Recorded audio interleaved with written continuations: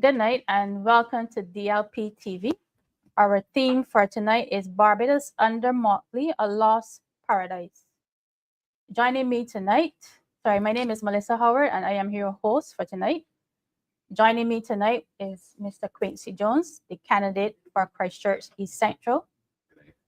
To his right is Dr. Elvis Wickham, and to my far right is Mr. Damien Fanus.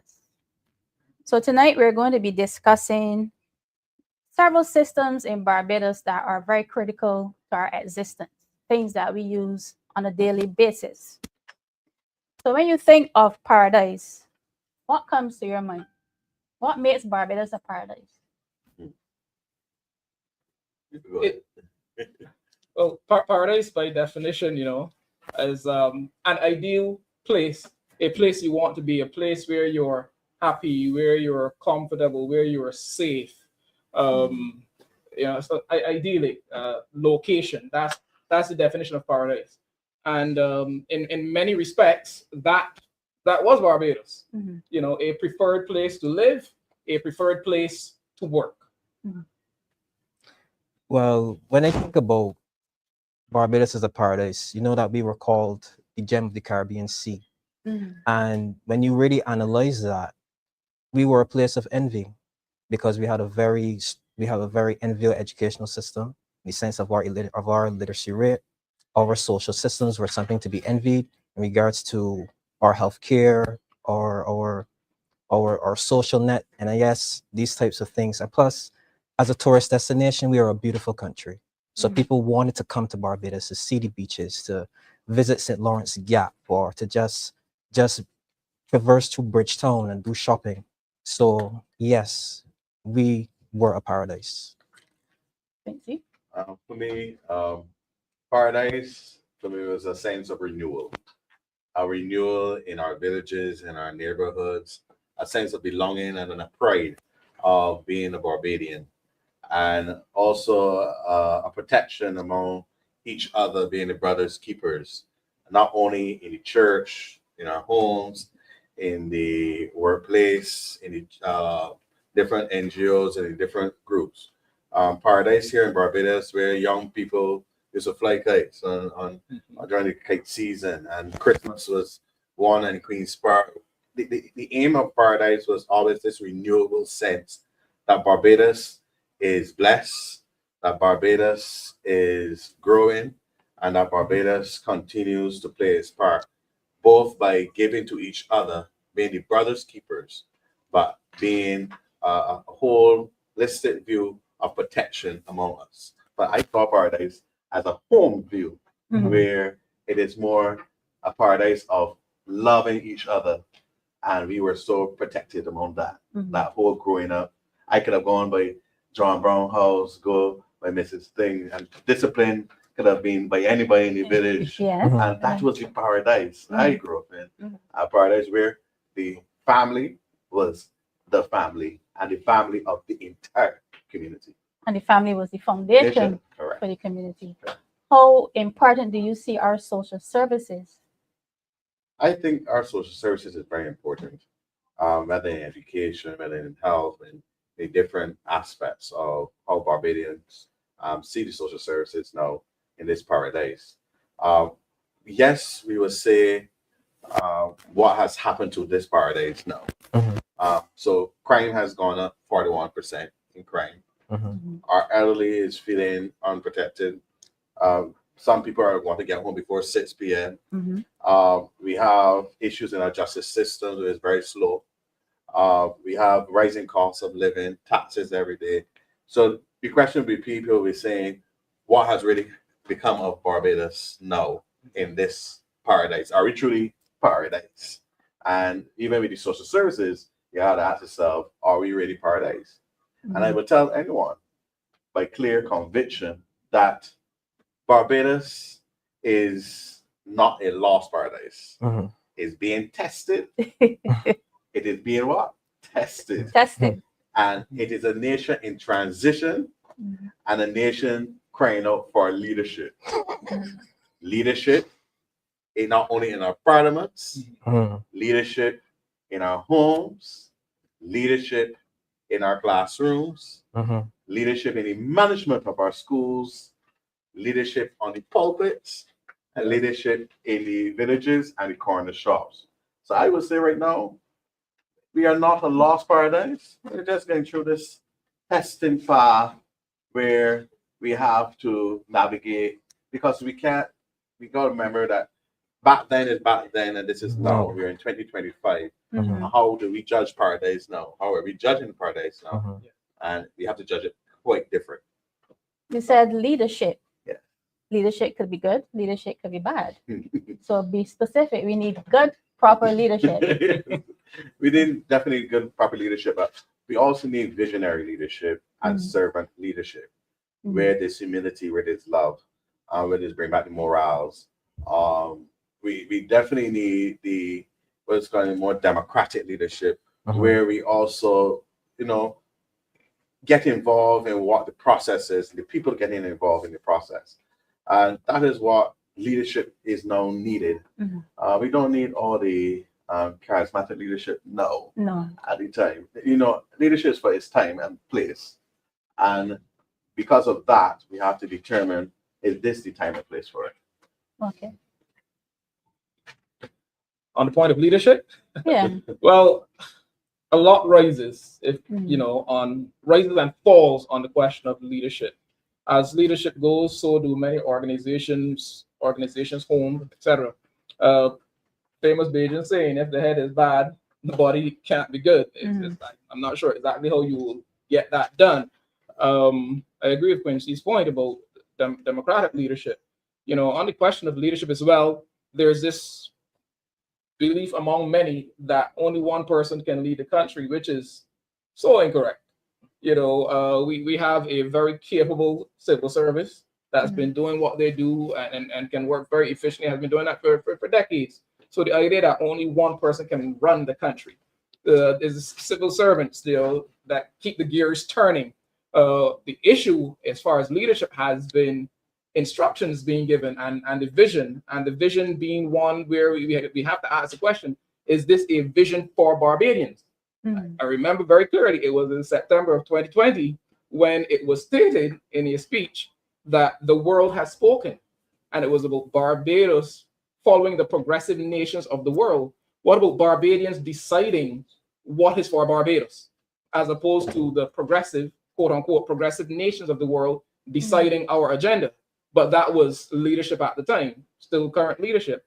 So, and we have seen what has happened over the last few years under current leadership, where every sector is facing issues. Even the supposed bright spark of which they speak, which is the economy, that the economy is doing great in nominal GDP and debt GDP, and everything is bumpy. There's bumpy. Ask the majority of persons in this country, whether they feel that, whether they can identify with that. They clearly cannot. And that is supposed to be the bright spark. Well said. So in regards to leadership, I remember a couple of years back, there was a particular document that was circulated called the Covenant of Hope. And if anyone read that Covenant of Hope spoke about giving everyone a voice in regards to making decisions in where the country will go. Have we seen that? No, we haven't seen that. We've seen certain acts by this administration where that very viable pieces of the country were given away without even a discussion. There aren't any referendums in regards to certain decisions as it comes to Parliament or the Constitution or whatever. So then you have to ask yourself, when did this autocracy mindset, when did it set in? And you saw when it set in. It came in 7 years ago, roughly 7 or 8 years ago, where that the Barbadian people were divorced from making any form of decisions in regards to where the country is going to go, what certain social systems are to be taken care of or even invested in. I've seen now that even under this administrations, our social systems are somewhat failing. And even though that there is this cry out from the people to say, well, listen, there are certain things that are not happening the way that they should be. There's either silence or a total disregard of their voices. So leadership has to be empathetic. It has to be something that takes into account the mindset of the country and where the psychology of the country is at that point in time. And right now, Barbadians are scared. We're not getting any, any comfort from certain leaders in regards to the crime situation. Something they would coddle, they might even, in a sense, when they speak out in public, they seem to coddle the same individuals who are engaging in crime rather than using a firm voice. And so leadership cannot be weak, but in the same sense, it must also take into consideration the mindset of everybody and what they need to get through by and by, and to bring us back to where we once were. We weren't perfect, but there were certain things that did work. And now that this administration has taken over, we're seeing a gradual failing of those systems. And we need to address that and to hold people accountable. Yeah, you said leadership is not weak. Our political leader, he always said, humility does not mean weakness. I want to apologize for the absence of the political leader, Mr. Ralph Thorne. He may join us later on the show. All right, right now we're going to present to you a video from our Senator, Mr. Andre Rowell, on the healthcare system. The Democratic Labour Party salutes our public health nurses and all nurses across Barbados as they observe Public Health Nurses Week. We continue to be concerned about the chronic mismanagement, political indifference, and failure to prioritize frontline workers who continue to work under dangerous and unsanitary conditions.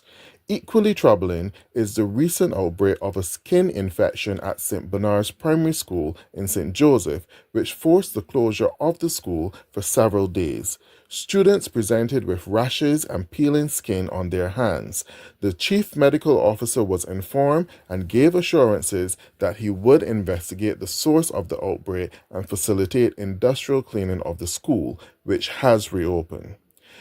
This approach to public health management must change. We urge the Chief Medical Officer and the Ministry of Health to commit to a transparent approach with timely updates and clear communication to the public, not secrecy and public relations.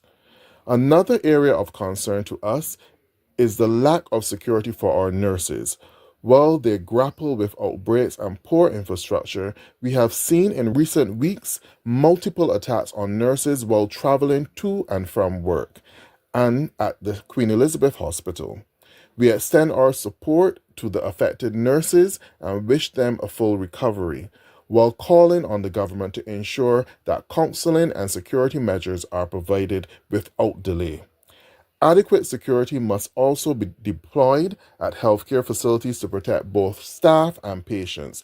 The situation is particularly dire at the psychiatric hospital, where nurse-to-patient ratios have fallen well below international standards due to staff shortages and government austerity. Current staffing levels reportedly see a mere 3 nurses attending to as many as 54 to 60 patients per ward, with no on-site security present to assist in emergencies. This not only endangers nurses, but also places patients at risk and makes it impossible to deliver quality care. We call on the Ministry of Health to abandon its top-down defensive approach and instead embrace a culture of inclusion, feedback, and openness. Nurses, patients, and communities must have a voice in shaping the future of healthcare. Ignoring these voices has led us to this crisis. The Democratic Labour Party remains steadfast in its commitment to defending healthcare workers, promoting patient-centered reform, and restoring a system in which health is a right, not a privilege, and certainly not a political afterthought. All right, we have a doctor in the house, Dr. Wickham. Could you tell us about the situation that the nurses face in our healthcare system? I think that Senator Worrell would have just spoken to the issue of the shortages. That is absolutely not ideal, those kinds of ratios. Simple reason being that you have a higher likelihood of missing a critical sign, a critical symptom, a critical feature, something that's happening. You just don't have enough eyes to go around.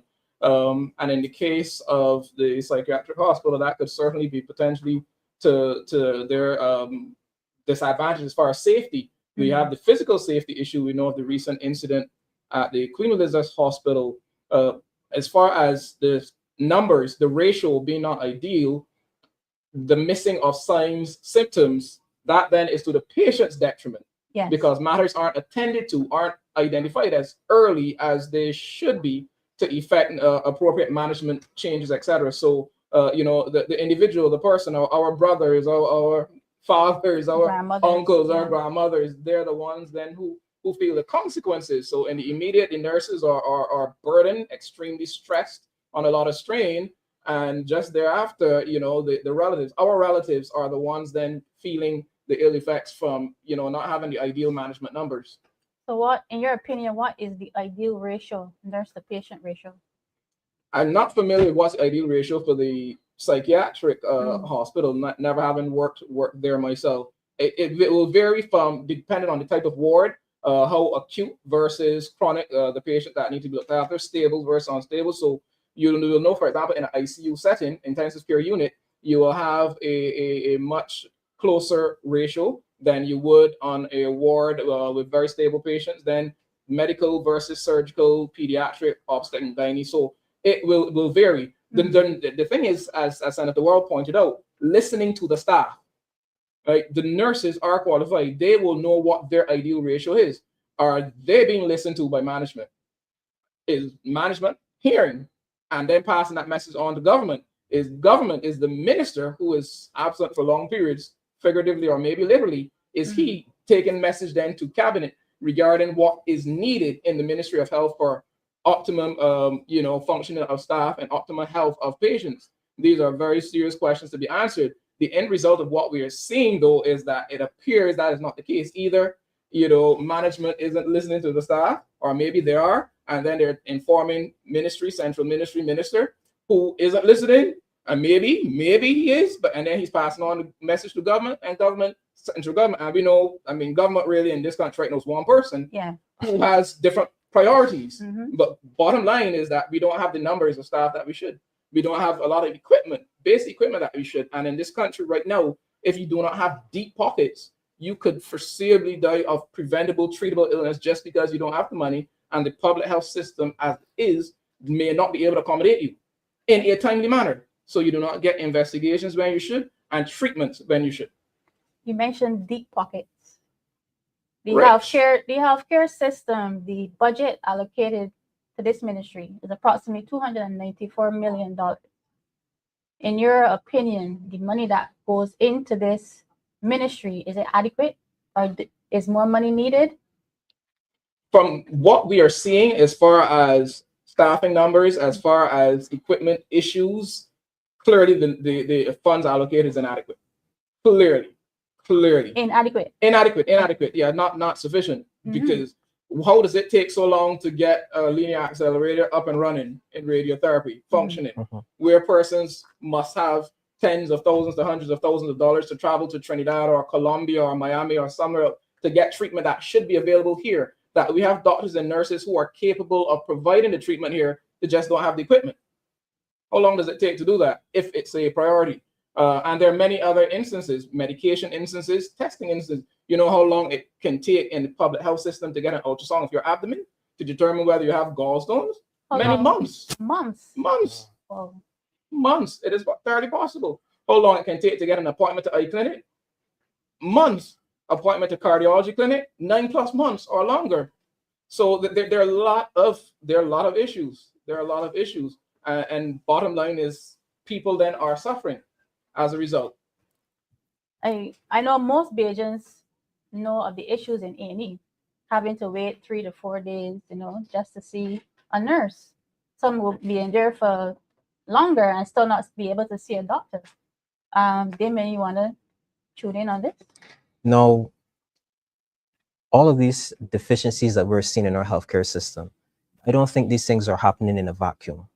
You can see that from this administration's approach, there has been a push to move away from the social aspect of healthcare to a more privatization of healthcare, because you see that they are putting resources into like places like Bayview Hospital with the urgent care, right?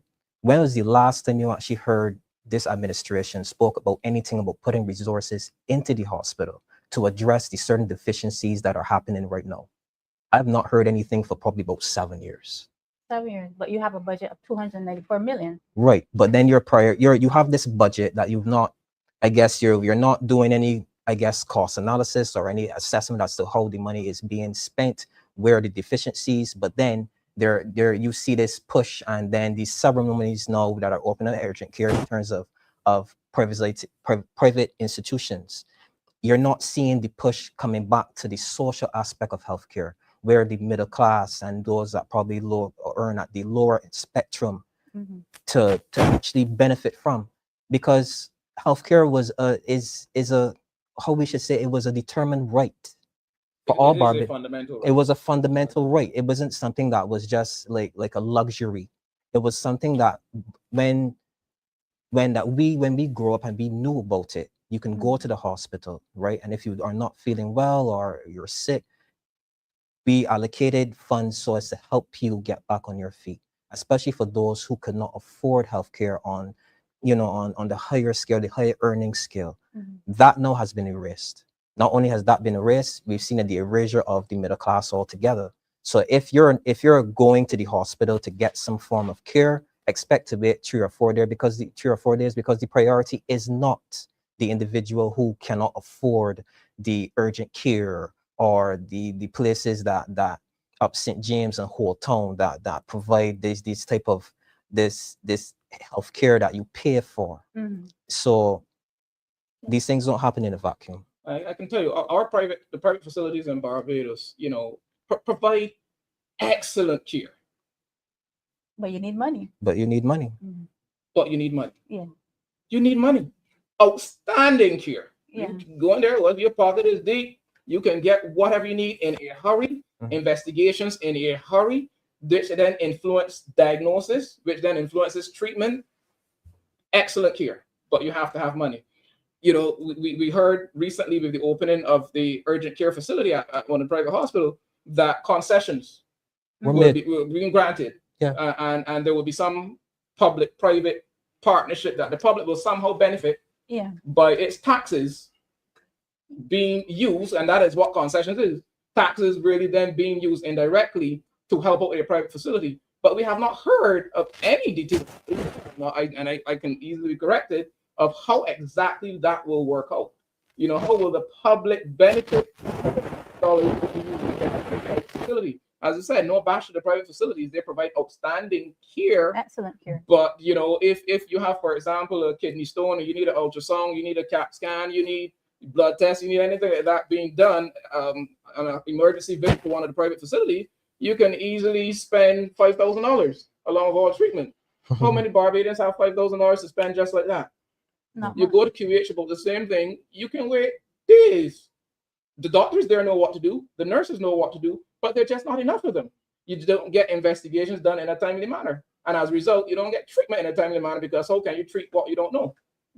But healthcare, proper healthcare, public healthcare is supposed to be a basic need. It is absolutely a fundamental right. It is a fundamental right.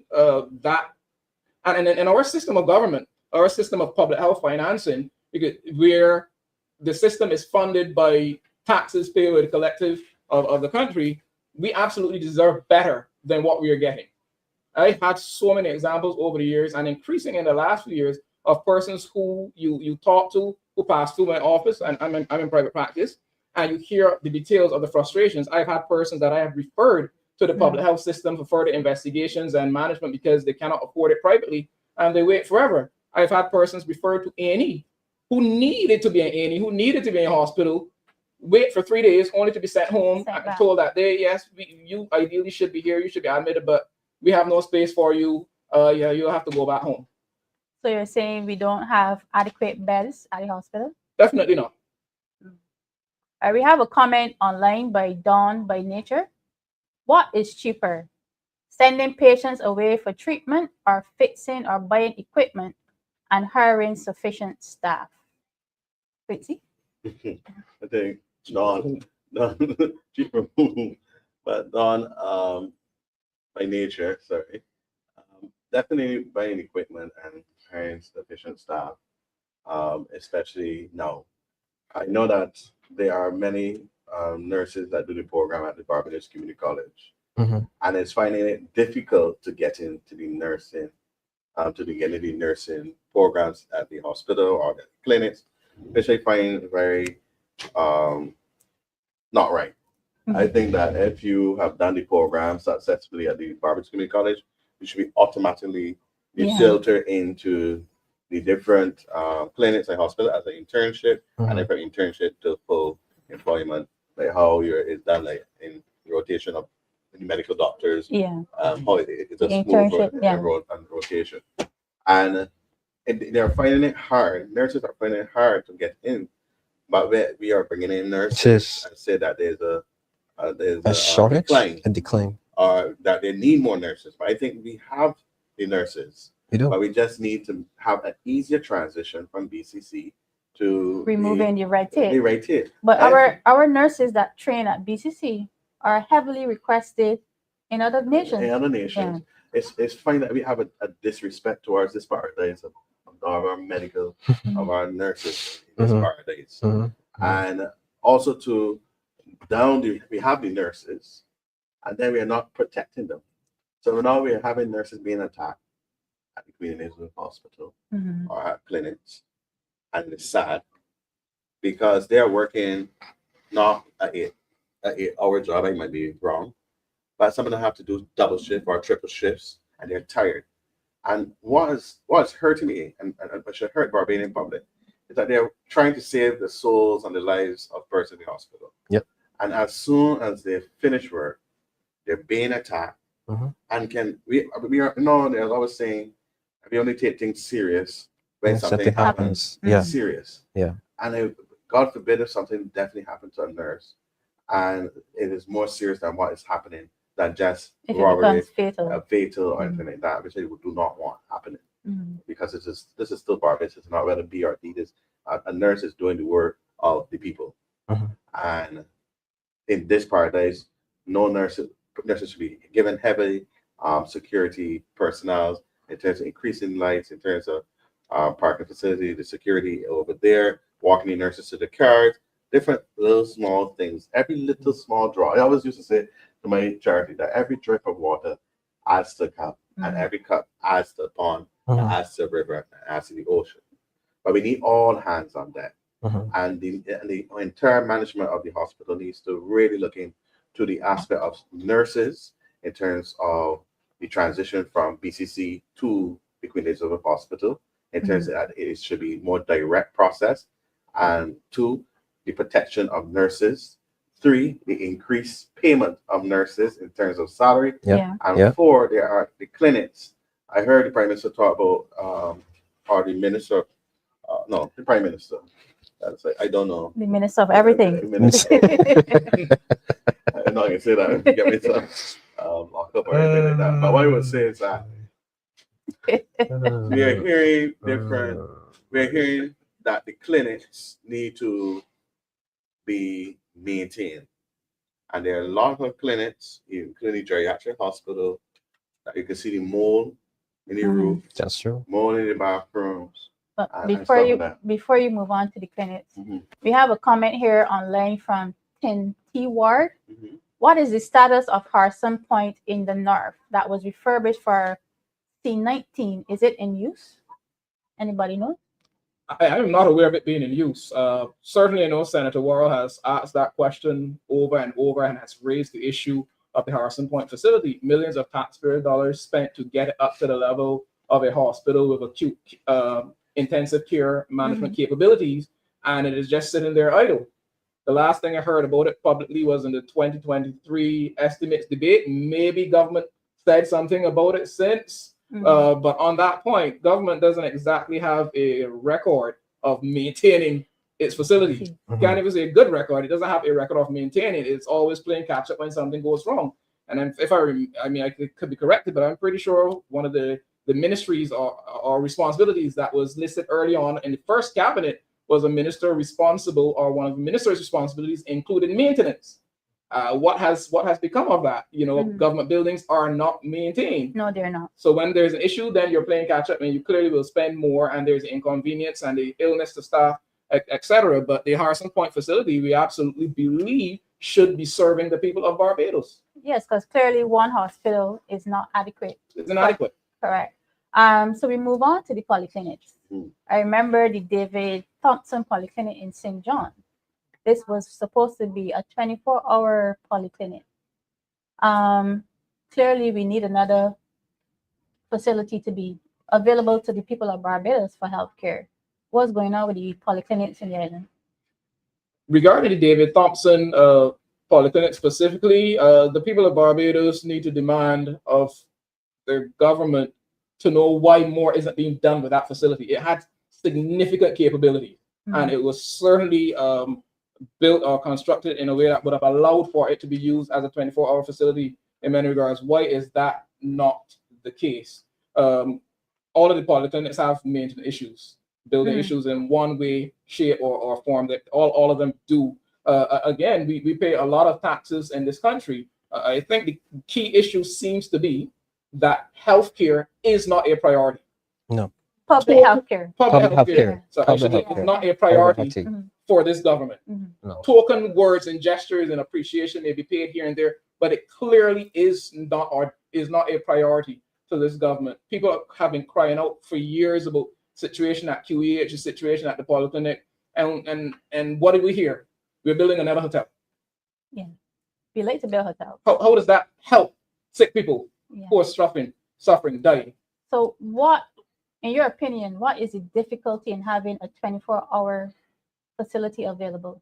A lot of logistics to work out, you know, security, absolutely. Look, we haven't spoken in any length about the security situation, but security certainly has to be paramount. And then adequate staff and numbers to avoid burnout rotation. There are persons within the Ministry of Health capable of working out those numbers and putting proposals to government and say, hey, look, this is what we will need if this is what we're going to do. And then it will be for government to identify the funding. But we pay a lot of taxes. Yeah, we do. We have been heavily taxed over the last 7 years, more than in any 7-year span prior. But I find it strange that we say we don't have enough staff when there are many citizens who are trained doctors that cannot find employment and they're still on island. Why can't these individuals be utilized? Remove the right yet, as Quincy said, for the nurses, and you have staff available. It comes down to the will. Where is government's will? As I said, healthcare does not seem to be a priority. How often do you hear the Minister of Health speaking on anything regarding issues in health when they blow up? How often? You could probably count on one hand the number of times you've heard him for the year so far. Yeah, you don't even see him in Senate. How often? So healthcare clearly doesn't appear to be a priority. Government has other priorities at the moment, and the healthcare of the population doesn't appear to be one of them. All right, one of the recent announcements was asking citizens to pay for a report at the polyclinic. What are your thoughts, Damien? Oh, don't even get me started on that, because I actually have a very, very, how should I say, close proximity with a very frustrating situation in regards to one of those reports. Now, I'm in a situation where that there was a claim made against a private practitioner, private doctor practitioner. The individual was administered some wrong medication, went to the hospital. They had to be resuscitated. Thank God that she is alive. She's right now in the process of filing a claim. We've paid the hospital since December for a report. How much months that would be now? Say about 8? Well, 7. Yeah. 7? 7 months?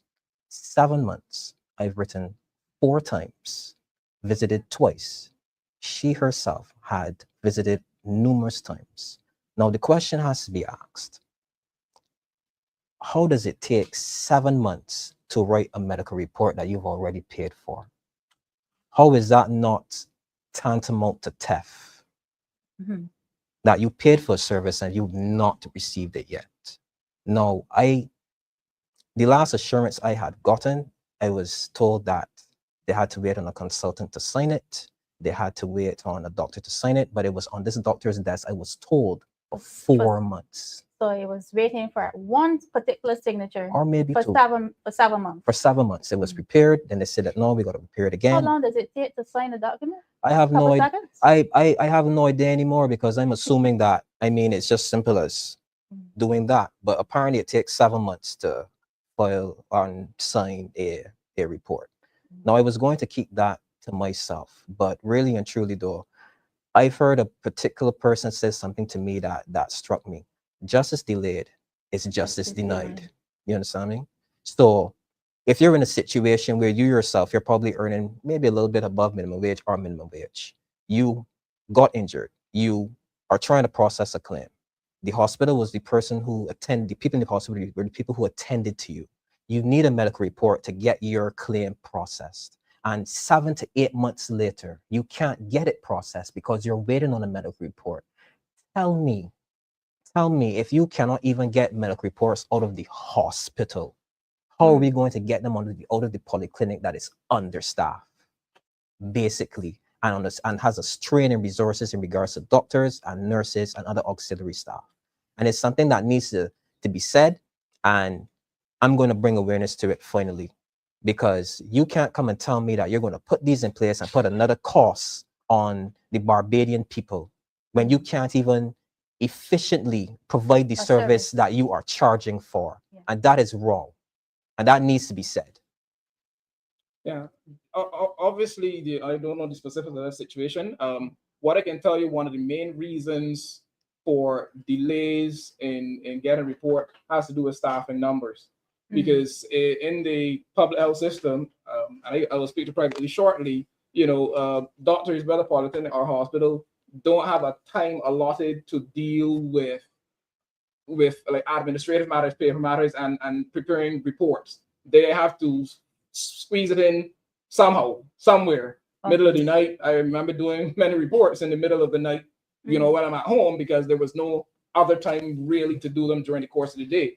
Unless something has changed in that regard recently, that was the situation. Certainly what I have done in private practice is I never take payment for a report until it's finished. That's because if I've been paid for a service and 7 months later it hasn't been provided, as you said, that's theft. So that's my stance in private practice. I only take payments for reports when those reports have been completed, and I try to work on reports as quickly as possible. But the issue is time, because those doctors are doing so many other things at the same time, and that is something that needs to be looked at. Some jurisdictions, other parts of the world have, doctors have time to deal with matters of reporting, getting records up to scratch, etc. That is not the case in Barbados with the short numbers. For me, I think what's happening now with reports is that government is finding its way to get away from the word free healthcare. Yeah. It's slowly. I don't know if it's me. I don't know if Barbadians are watching, but let me add 1+1. Recently, we opened up a new extension to the private hospital. Yeah. Right. And it says that this hospital is for you to get better service and stuff like that. That's payment. Come and pay. So that's no longer free. Then you say there's a reports, and reports has to be paid. That's no longer free. You are also saying to persons that are doing nursing program that if you fail the exam, you can't resit the exam. You have to start back over. This is a cost on the nurses. So that's no longer what? Free. So I am seeing elements of the word free healthcare going towards pay or private healthcare. I might be wrong, but I try to add 1+1. And not only that, what I might find it very interesting is that the freeness is now, I'm hearing the word insurance coming up very regular from the ministers are responsible for the economy. I don't really know the name. For all sectors. Right. But for all sectors. But the word insurance is now peeping into the free healthcare to tell persons that you need to have health insurance so you can get involved in the different insurance packages so that you can be protected. So I don't know. The thing about that is a majority of Barbadians cannot afford private health insurance. Right. And I will make one slight correction, Quincy. Free healthcare was not free. A lot of taxes are extracted from the Barbadian population by various names. A lot of taxes are extracted to pay. So you're then being asked to pay again by going to a private facility, having already paid by way of the taxes that have been extracted. There's even a health levy that comes out at present. So it wasn't actually free. We had already paid for it, paid ahead by virtue of the taxes extracted. Now you're being asked to pay again. Right. I was using the word free in its loose terms. Yes. We have a comment here online from the one about taxpayer. Maureen Denny, I am a taxpayer. I also have private insurance. I went to the A&E and wanted to pay via my insurance, but the QEH does not allow that. This should be a way for the hospital to earn revenue. Hospital doesn't allow that. Yeah, regarding what would be required, I'm sure there's some administrative matter there, a government policy change. I'm not sure. But as I said, it is not free, as was pointed out by another comment. Taxes are extracted from us, by virtue of the various measures government has put in place. More taxes has been extracted in the last 7 years than any other administration has had the luxury of having at its disposal. And yet we have a system that is as broken and busted as it is. We have another comment here from Cam Har. Mottley is moving away from free, but Barbadians are now earning a minimum wage of $4.50 or $5 US per hour in 2025. So our pay is not really moving, but our expenses are rising. Now, how can we afford to live here? And that is the thing with the minimum wage going up as it did. I don't know that it was thought through fully, but I put it to a couple teenagers, and I asked them, what will be the knock-on effect of what do you think will happen as a result of the minimum wage going up, a business now being forced to pay a little more? Well, if nothing else happens in the economy, just a little extra money you put in person's pocket, what do you think will happen? And it was clearly stated, well, the businesses will find a way of getting that extra money back by way of increased cost of goods and services. Because the reality, the cost of doing business in Barbados is ridiculously high. And you have put now an additional cost on businesses. Businesses will do what businesses do, find ways of making money and getting that back. Being profitable. So the population ends up being squeezed further. Very few people can afford, private health insurance. On that point, I would advise, particularly younger persons, the younger you are, any insurance policy costs a lot less. The premiums are a lot lower the earlier you start. So I would advise any young person, you start working, sit down, crunch your numbers, talk to your insurance person. We got some insurance people here, and let them work out a policy for you. It will cost you a lot less getting policy at age 22 than it will be at age 30. You also, at the age 22, for example, have fewer health conditions that may count against you compared to age 30, age 35. So, advice for any young person, you try to get those policies as early as possible, soon after you start working. All right, our last topic will be on medication. I know that on a consistent basis, a lot of medications are not available to the patient. And then there's an issue with the delivery system to the homes for the elderly and what's not. What can you tell us about the delivery system of the medication? I don't know much about the delivery system and how that works. As far as the medications themselves being available on island, that's a matter between the drug service and the companies that they have given the tenders out to ensure that the medication you can supply this particular medication or for the period of the tender, which tends to run about 2 years. There will be shortages, there will be things happening internationally that may impact availability here locally, but there are a number of companies that bring in medications. The shortages, from my vantage point, with good planning, projections, and so on, shouldn't occur as often as they do. Quite often, what you'll have though is the generics that maybe, but generics is a term that refers to a cheaper version of a medication than the original one that maybe came out a few years earlier. You often have a situation where the generic may not be available, the generic that is now on tender, brought in from a company other than the original, but the original may still be in the country. We've had many instances of that, but the original is not on the Barbados drug formulary, so persons would have to pay for it entirely on their own on the outside at significant costs. And again, persons can't afford that. So you may have a medication, equivalent medication that's available, but it's not on the formulary cost that they can't afford. No problem. All right, we're going to move on to our next topic, which is education. What are the current problems you're seeing in our educational system? Damien, let's start with you. I think that in regards to how we assess our intelligences, right now we have a 11 plus testing system that only caters to two types of intelligences, which is logical arithmetic and linguistics. But we know that there are other intelligences out there, whether it's spatial, whether it's whether it's spatial or in terms of like dealing with other persons, like interpersonal and so on. You cannot ask a monkey, or let's say an elephant, you can't expect to take the same test a monkey with the elephant would take. It's like asking an elephant to climb a tree, but if you ask a monkey would scale it. So basically then you're putting our youngest individuals in situations where that you're testing them, but you're not catering to their intelligence. So the 11 plus already puts them at a disadvantage. So we need to take a holistic approach when it comes to intelligences. It's broad based.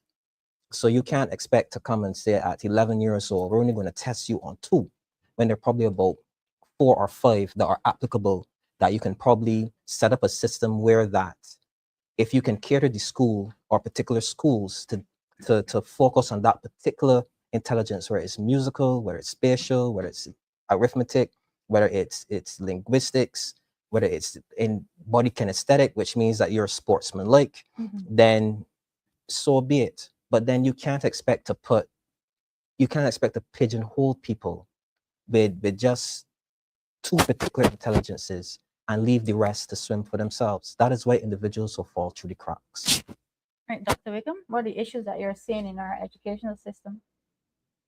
That's a long answer. At this point, I will say primary. Let me focus there. The common entrance, which is done at the end of primary, we have to get it right from very early on. A lot of time and effort and loads of money was spent talking about reimagining education with an emphasis on what is done at the secondary level. Yet our children, to Damien's point about the different intelligences, many of them arrive at 11 plus, not having been fully developed or had opportunity for their intelligence to be brought to the fore, to be assessed in that regard. Our programs cared for them. Many who may not have medical issues, but bad social circumstances that did impact on their learning, because there are medical issues that could impact on learning. But bad social circumstances, bottom line is they reach 11 plus, not having been properly prepared for it, slipping through the cracks year after year after year after year. I really felt that a lot of our focus should be on addressing issues in the primary, for including the same assessing how children learn. Better to do that in the primary than now try to figure that out in secondary, having been frustrated by issues regarding 11 plus exam. Is to your point, David, is like testing a bird on how well it can swim on the water. But that is primary level. Too many children are just being passed along to the next year, to the next year, to the next year, when it is known that there are issues, but those issues aren't being dealt with. So you are setting them up for failure at an 11 plus exam, for which their particular intelligence may, isn't suited, but they were just passed along in the system and not having properly been assessed. The psychologists in the Ministry of Education, that area is grossly, on the fund. The Ministry of Education clearly needs more clinical psychologists to help them with the myriad of problems, because if they're dealt with earlier on, identified, treatment plans put in place, support measures, mechanisms put in place, we will see fewer issues by the time these children are ready to go transition to secondary level. But you said that area it needs more money being pumped into it. But the reality is approximately $299 million is allocated to the development in education. So where's the money going? You're seeing a decrease of individuals excelling at a high level. You're seeing a higher failure rate. And this is at the development level. You said it's primary school. So where's the money going? You have $299 million allocated to this. You would think that that would be sufficient to see better than we are seeing. I'm sure more is needed, but it has to do with how assessing what we've been doing, not just keep doing it because what we've been doing is what we've inherited, and look at the best use of resources. But clearly we have to identify problems at an earlier stage than we are currently identifying, and actually put measures and support systems in place to help those children and those families. Far too many children reach 11 plus undiagnosed, not having been helped, and being forwarded onto a secondary system that really doesn't suit their particular intelligence or the challenges that they have. More frustration, 5 years in the secondary system to exit without anything to show for, either in terms of academic qualifications or practical skills that they can then use to help them earn a living in the adult world. Far too many children just get shoved along the system. Quincy, you're the teacher among us. I would say educator, right? There are several problems facing the education system. And I know that Dr. Wickham spoke about the primary school, but I think that the issue starts from nursery. Under the Democratic Party, they did the Maria Holder nursery schools were actually building out in different parishes, the Maria Holder, where even how the school, the environment had looked, how the classroom had feel, that you started to see transformation occurring in the nursery area between the 3 to 5 year olds. Sorry, when you said how the area looked, you meant like colors. The colors and the layout. They're very bright. And stuff. Because remember, children are attracted to those sort of colors, and they learn better in a more modern environment, based on the various statistics that were done. So when the government on the Democratic Party, but the minister at that time, were doing the nursery, they were trying to make the nursery schools more developed, more modern, that the children feel more welcome and more happy to come to school. We are now seeing issues in the primary schools, but then the issues then get to secondary, where the children think that they are men and women and they can't change or stuff. So we have several issues. We have discipline issues. We have teacher burnout, and that's major. We have aging facilities. A lot of the buildings, both primary and secondary, and some nurseries need definitely facelift. Also, to curriculum relevance, it cannot be just be coding. Children cannot read, so it makes no sense doing the coding if the children can't read the code. Yeah. It sounds real. Then we have to look at pass rate.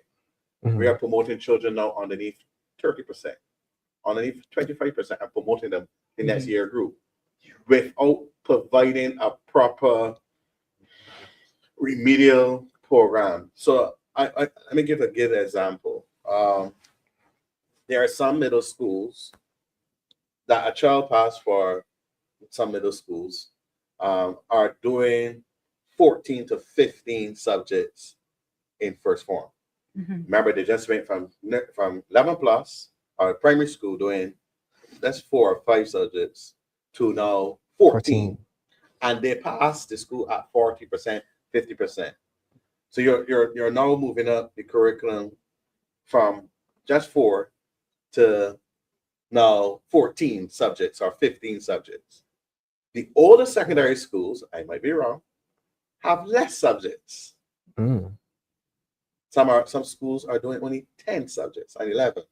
Their students pass with 90%, 80% from these schools.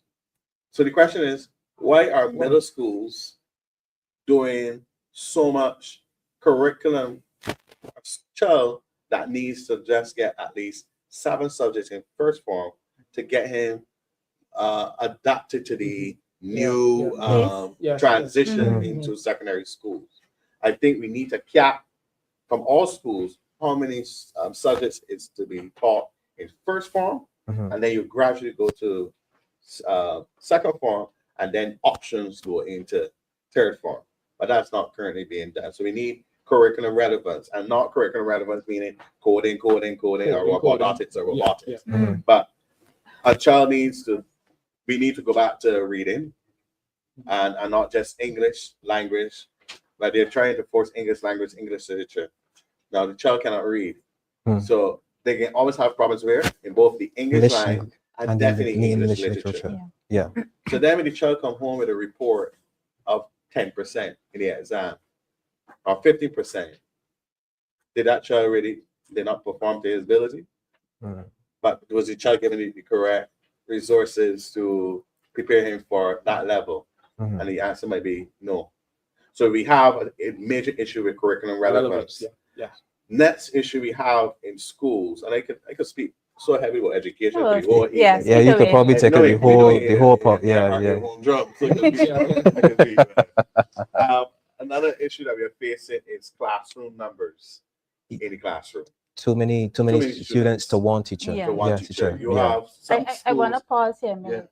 I spoke to a teacher who had an experience working both public and private.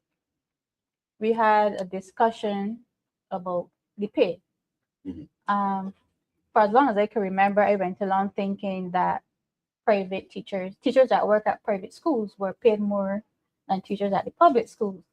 But she told me that was not the case. So I asked her, so how comes these teachers put in more effort in making sure that the students perform at a very high level? And she told me it comes down to 2 simple things: teacher to student ratio, and the aids that were available to the teacher in teaching the student. So what can you tell us about that? You are going down the same road, the same path. So another 2 major issues is the classroom numbers and the resources in the classrooms. In private schools, and even overseas in different countries like Cayman Islands and the Bermuda, when you go into the classroom, you have the projector, you have all the resources available to teach the class. At secondary school, I got one in the department. One projector in the there's one in the whole private school. Or one in the whole school that working properly. But at a private school, you will see a projector in each class. Correct. So even though I don't know what they pay because I'm not getting involved in that. I would still like to pay increase both in primary and private. Right? So I think all teachers right now need to be paid. Right? Whether private or public. So I ain't looking down that road. But the classrooms are too much. You have like 36 children in a class. It is so bad right now is that some teachers can't even get to the back of the classroom. Can I share a horror story with you when I had my brief time teaching? Yes. You were a teacher? You were a teacher? I didn't know that. I'm a jack of all trades. I'm actually old enough to be a jack of all trades. I remember when I was teaching PE for a very brief time.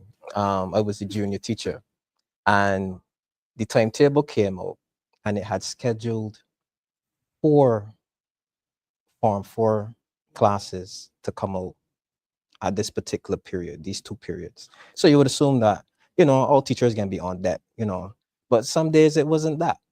It was me alone with about 100 students. And when you have 100 students, teaching doesn't take place. All it is supervision. So the way that where it was at the time, the pavilion was on a hill, the pasture was down on like a lower level, the court was up here on the same level I was. So I had to divide the basketball court and the netball court, get somebody a netball, get somebody a basketball, get somebody a cricket bat and a ball, get somebody a football, the second lane, sit down next to me on the pavilion. And all I could do was supervise. Yeah. And the funny thing about it is that I would hear that there was complaints. Fanus in teaching, I'd be You like, can. but I'd be, how can I manage? How can I effectively teach and manage a class of 100 students?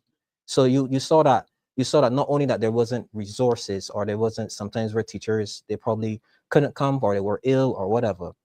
There was the bad scheduling, and then there were individuals who, for some lack of, I don't know, intelligent acumen, or just being facetious, will go and complain and say, well, Fanus in teaching, but how could you teach?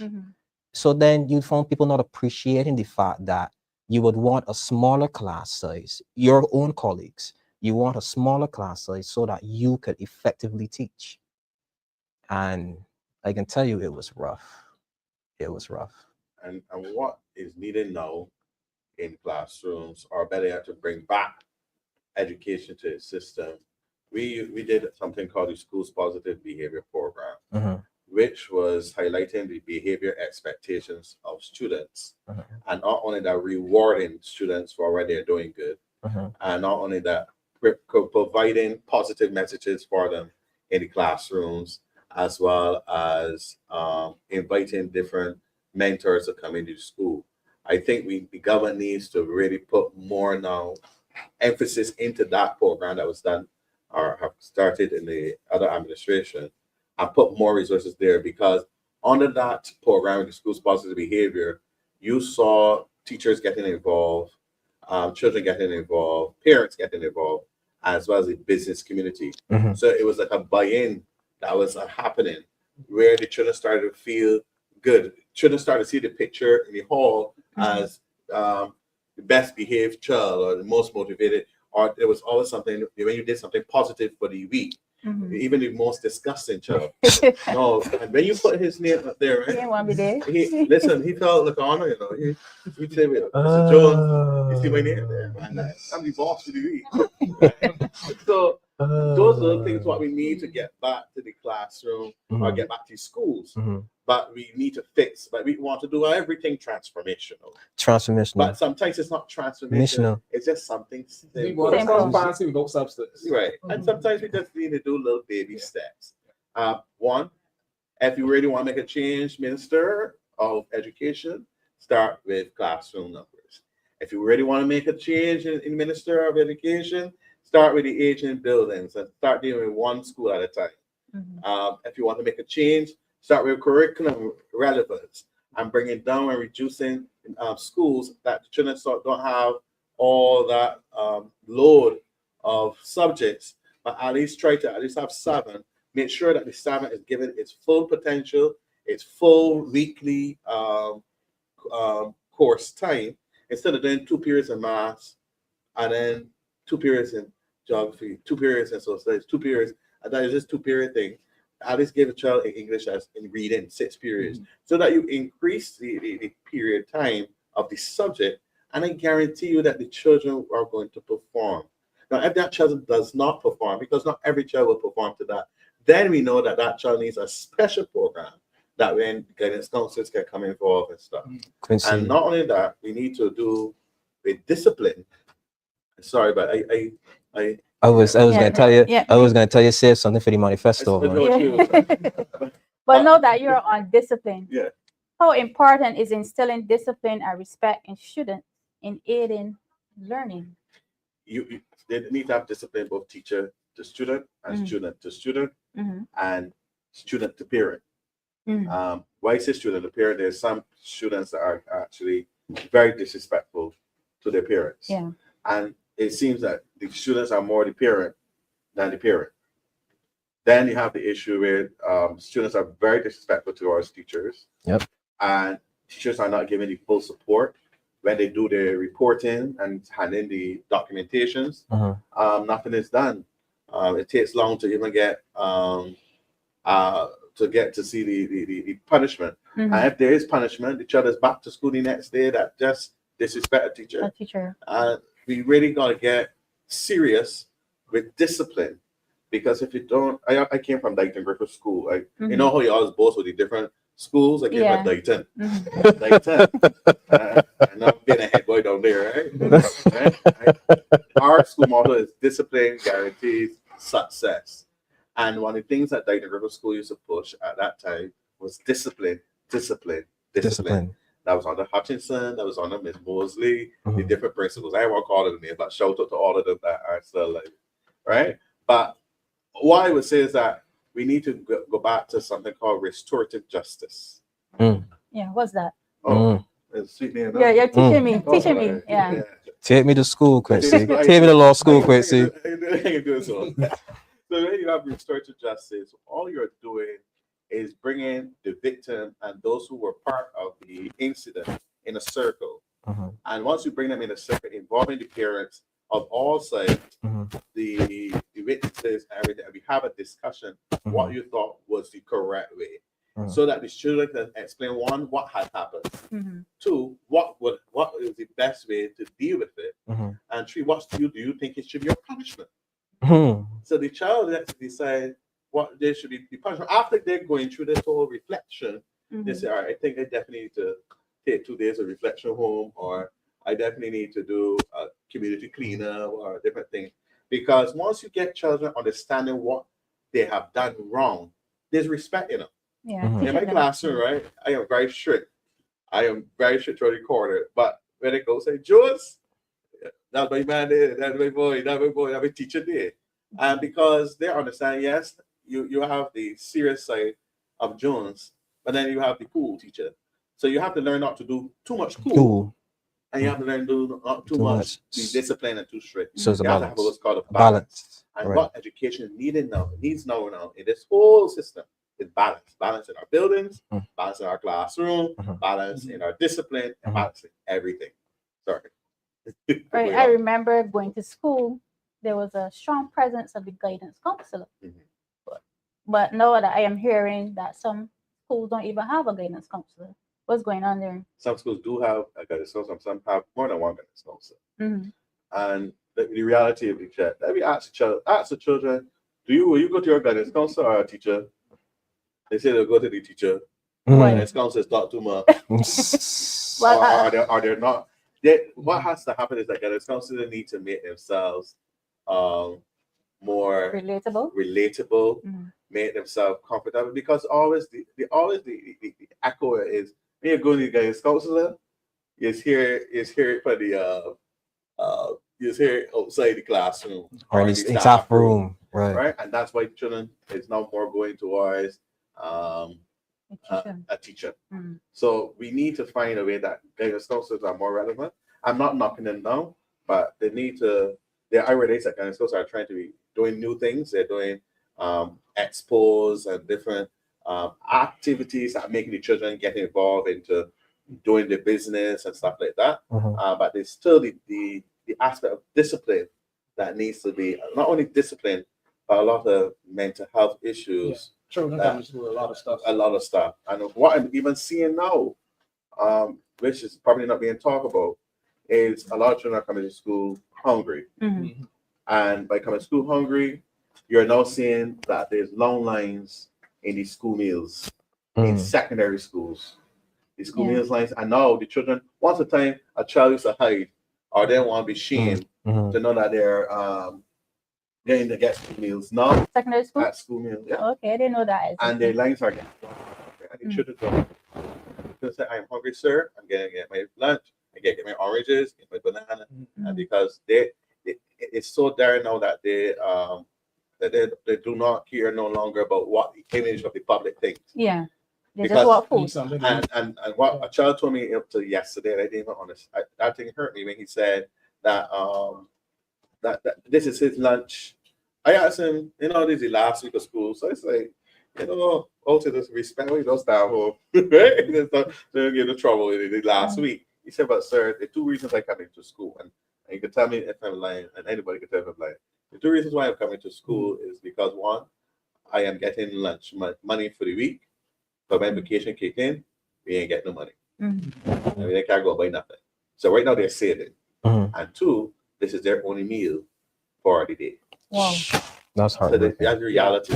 That's so when they get home, what some children do is even carry home extra school meals through the guidance counselor. So they give them extra school meals. Because they're not going to go feed a brother and little sister. Some children right now are parents. in the household, if the parent have to work. I have a question for the doc. Is hunger a possible link to the increased violence in school? Most definitely. But definitely, I mean, when you're hungry, so many, your stomach burning, grumbling, keeping noise, your head hurting, you can't focus, you can't concentrate. It is certainly a possible link, along with many other factors. Hence the need for, targeted guidance counseling and other interventions, because our children are coming to school with a lot of concerns. Hearing Quincy talks just now, but the economy is doing great. It's true. And we just got a wage increase. But the economy is doing great, and So- the wages better, and Wages went up. hearing of people's daily realities. And there are those out there who would want to say that we're stirring up stories that don't exist, but this is people's realities. This great economy clearly isn't working for many Barbadians. That you have so many children going to school on a daily basis hungry. How are they supposed to focus on studies? Blood sugar is dropping through the floor. What might be an added byproduct to that is that if you have a student who probably comes to school without any money, he might engage in behaviors where he's taking money from other students. Yes. So then that's how the violence then really kicks in. So then you're setting them up for failure early. Yeah. So if you're in a situation where the middle class is actually being erased altogether, there's an attack on the middle class, and it seems like we aren't cognizant of it, but there's an attack on the middle class. There's no more middle class. It's those who earn affluently and those who are on the lower spectrum. There's no more middle class. So then those individuals who have children and have to send them to school without any money, or who have to rely upon school meals, then you find children would then engage in deviant behaviors where they take from another. And then that particular student who was taken from, he goes home and says, well, mommy, somebody snatched my money. He said, well, I ain't raising a punk in this house. So if he come and snatch you money, you best go, you know what I mean? Get it back. So then you see how the cycle begins. Yeah. So then how can we sit here and be proud that we are punching above our weight in an international community when there are people right now, the minimum wage isn't even affecting, or the middle class has practically disappeared. Yeah. So then now if the middle class has disappeared, those people who earn at the middle class level, that affects their children as well. Yeah, the economy is clearly more important than we may think. Is affecting students at school, causing violence.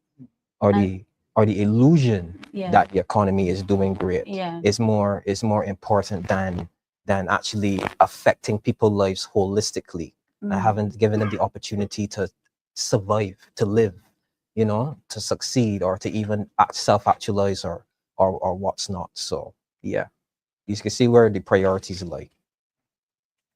All right. We're gonna move on to another topic. So soon. Yes. Definitely come back to that. Taken away from your shine. No, man. We got definitely Felicia here too. Yes. Definitely. Another system that is used on a daily basis in Barbados is the transport system. We have a lot of complaints going around about our public bus service. You have any experiences? I can tell you, I read an article, a very good article. I can't remember who it was that did the investigative journalism, but I think they went to a particular part in St. Andrew. And St. Andrew has been a trouble route for years. I cannot believe in the year of our Lord, 2025, we still have not solved our transportation problems in regards to the transport board. And there are people who still wait 4 hours for a bus. And then there are people who are telling me now that, listen, if you miss that first bus in the morning, you miss seeing it till 12 o'clock. Yes. That is madness. Well, I live in St. John, and sometimes you will have to wait 3 or 4 hours to get a bus. Right. And I've actually heard some lodge students complaining as well that the bus service for them to get to school is not ideal and it's not adequate. So then what are we doing? What are we doing? We're importing buses, but then yet. Yeah, we just got 30 new buses. Okay. And the TAP program is still going on, right? Yes. Okay. So what is going on? So why hasn't the bus service improved? To be honest, right, I think it's a situation where that we tend to say, well, listen, this is the policy. We put policies in place, but then there's no follow-up. There's no evaluation, right? There's no implementation and evaluation. You might implement, but there's no evaluation at the end of it. So then you just implement it and say, yeah, it's good, it's good, and that's it. Oh, I remember on one of the platforms I had during my election, I said you have to listen very carefully to what government says, but you also have to listen to what government is not saying. It's very true. That's very true, Doc. You would think 30 new buses, all right, but that's a significant injection of transport capabilities. So transportation, public transportation in Barbados will be a lot better. What government hasn't said is how many of the previous fleet members are out of service or have to be retired. Because you would think just having 30 extra buses, a lot of problem solved. It should be so much better than it was before. Problem should be solved. Is it? No. Well, there's a funny So situation. what's not being said? Yeah, there's a funny situation in St. Lucie where passengers have to get out the bus for it to get up Sutherland Hill in 2025. Wow. This is unimaginable. Right. Okay. For me, I think one of the major problems of the transport system, we can have 100 new buses tomorrow, and we can have available drivers for the electric buses and everything. But if we do not put structure in place, we are going to be still at square one. And hence, my major problem with the transportation service, it's not really the buses or the ZRs or the ZNs or what they are, but I think the major problem to me is the routes. And I think that Barbados needs to reroute its transportation service. Unfortunately, I do not live in the country. I live in the best part of Barbados is Christchurch. And in Christchurch, every 5 minutes you will see a ZR Pro 11. That is true. And then followed by the bus, then followed by 3 ZRs. That is true. And thing. And one of the reasons why there's so much ZRs in that road is economy. Yeah, money making road. Money making. Yeah. That's the money making road. It's where a lot of the money is taken place. The businesses are, and hotels and everything like that. Yeah. But we have to find, there are areas in my constituency in Christchurch, like Edie Village, or by St. David's, where you hardly see a bus once a while. So even though we're in Christchurch, we are still having issues in certain parts. But then there are certain parts that are overloaded with too much on one road. So what, for me, is we need to take a sit down and look at the structure of the road system in Barbados and reroute a lot of licenses are allocated and how they are allocated, and see if we can reroute a lot of the transportation, because we can bring all the buses we can have in Barbados, and if we don't do adjustments and make some serious changes, we're going to still end up with the same problem of down St. Andrew, down St. Lucie, down St. John, that buses and people have to still wait. And because of that, it's affect children coming to school late and getting home. Late. Yes. Even not to bring up St. John, but Mount Table School is very difficult. Mount Table is located in St. John itself. Yeah. And students that live in St. John have a very hard time getting to school via the bus in St. John. I mean, you could be located 10 minutes away from the school and you can't get there. The buses will come on evenings. School finishes at, let me say, 2:30 or 3 for some schools. And the bus will not come to 4:30 or 5. And these are little primary school children that can't get home. So a teacher needs to remain. Yes. Needs to remain there as well. Yeah, give me the vote and watch, man. And you're seeing this situation in all areas in Barbados. So we move on to, we have a comment from Kamhar. But didn't Mottley lambast the DLP and promise that the bus service will be much improved 7 years ago? Damien. So, remember what was said, right? Give me the vote. And watch me. I've been watching. We've all been watching. I've not seen anything. If you're going to make promises, keep them. And so far, I've not seen a promise kept. In the covenant of hope, which I think we've now dubbed the covenant of despair, because there's nothing that came out of that covenant that was actually adhered to. A stronger voice for the people, more autonomy for individuals in the economy, more a safer Barbados. Nothing has been done. So I find it hypocritical that you could sit here and say, well, 7 years ago, I'm going to do this, I'm going to do that, I'm going to accomplish this, I'm going to accomplish that, and it's not been done. But yet the media has not highlighted any of these failures. And that is something that needs to change, because we need an unbiased media.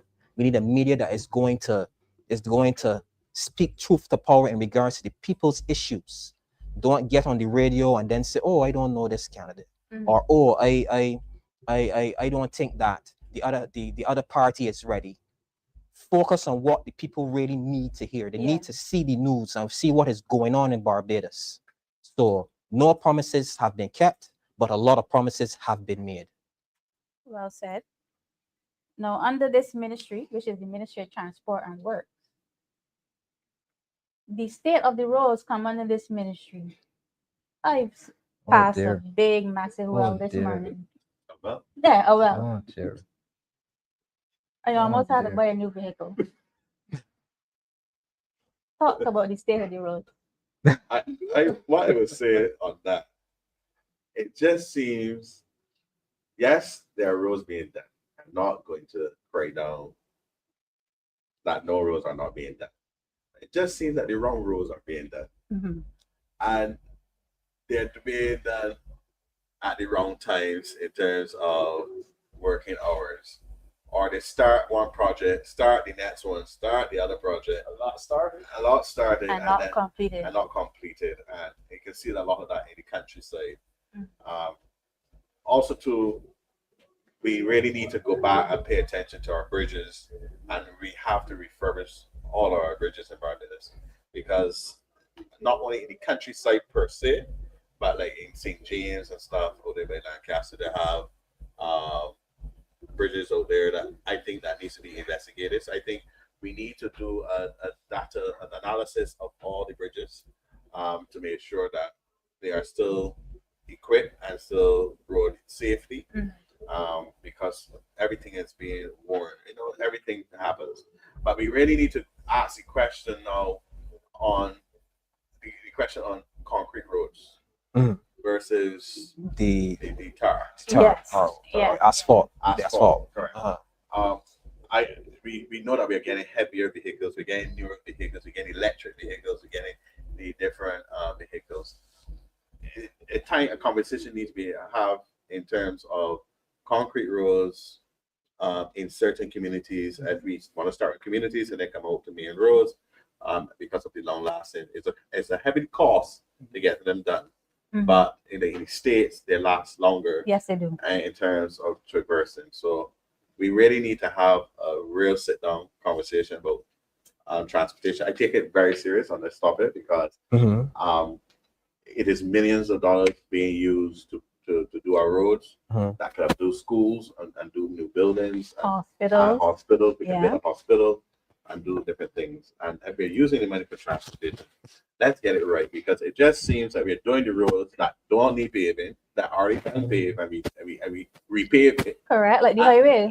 How many times you saw the highway done in the last couple of years? Yeah, there are different parts that have been done at least 3 times or 4 times within the 7-year term. And then there are roads that they're just trying to shy away from and not being done. So we need to really address the situation of road network. We need to address the situation of moving towards a concrete aspect in certain aspects. If we can't do the whole of Barbados, let us focus on the countryside that will probably does have the Scotland district. They have the thing that you put more concrete there and really look at it. We need to really sit down and deal with this situation. We have a lot of engineers in Barbados, a lot of young people that have done engineering, both in Trinidad and Barbados, that can come back and put some serious discussion on this topic. And note that we, the people of Barbados, residents here, taxpayers, have already contributed towards this. The government has raked in a boatload of money at the fuel pubs, which was supposed to be the road tax replacement. Yet, when a road needs to be fixed, we have to get a loan or loans from CAF. Go figure.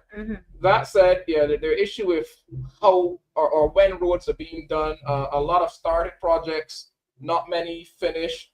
You start this road, okay, all right, so I have to bypass, go to a different road, but then you're working on that other road as well, and then you're working on that other road. I drive through St. Thomas 4 times a day most school days, so you know it's a hot mess all over. Yeah. Wear and tear on your vehicle that you don't get compensated for, and we're in the rainy season. So what was a little crater yesterday is now a gaping pothole by tomorrow morning. And we can't talk about roads and not talk about Scotland District roads. Millions have been put into this Scotland District road. We have been receiving finance from China, and the roads still have not been fixed. They're trying to thing down there. That's all it is. They tell you they're trying to think.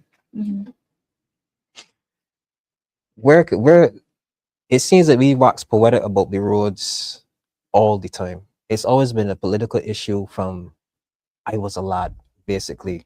And it seems like we don't have a system in place to address where the work needs to be done the most.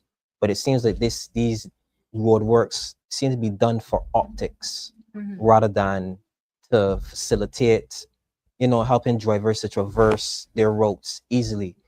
What happened when the World Cup came? There was a whole lot of pave. It's this and where was this industry when we needed it? Because we don't need it. We don't need an administration that's going to do things for sure. We need an administration that's going to do things because it benefits the people. And there've been people who've been crying out for road works in certain areas for eons. But what I am seeing now is that there are certain individuals who take it upon themselves to go on social media and they like video like what is this crater that is here at the corner of this road and that, and then you might probably see some action in regards to getting that particular issue addressed. And I would beseech my people to keep doing it. Keep doing it, because it seems like the best way to get something out of this administration is to highlight it or to embarrass them. Because it should not be that, it shouldn't be that, but it appears to be that. Yeah. And if we don't be careful, another issue that's creeping up is flooding. Yeah. Of a country and of a leader, we also have about climate change. I'm recognizing that even the roads that are paved, I'm seeing now starting to see more increase in flooding. Now, I don't know if ministers or the technical people can go one day when the rain falling. I don't have to see the same rain that the same roads that we drive. So, for instance, in Warrens, when you're approaching coming down from UE, coming down to Warrens, right there by the roundabout, it's flooding. It has flooded for years. We paved there and it's still flooding. So there's an issue with what? Drainage. Not just that. If the road wasn't level correctly. Yeah. Correct. So we have an issue there. We need to what? Fix it. Then there's another issue of out by Haggett Hall, where not even before, Haggett Hall. Now out there's now some flood approach the roundabout. That needs to be what? Fixed. Then there's another issue if you get by Pine Hill Dairy, when you come around by CBC, there's a little I know the area. Yeah. When rainfall, it is Flooded and it's getting a serious on the road. What I'm just trying to say is that we as Barbadians can identify all the areas that are flooded and that the roads were done. And it's still the same problem. Red Plus 5 said it's the same damn thing in the same effect, only at a different time. Like you were talking about the middle passages, right?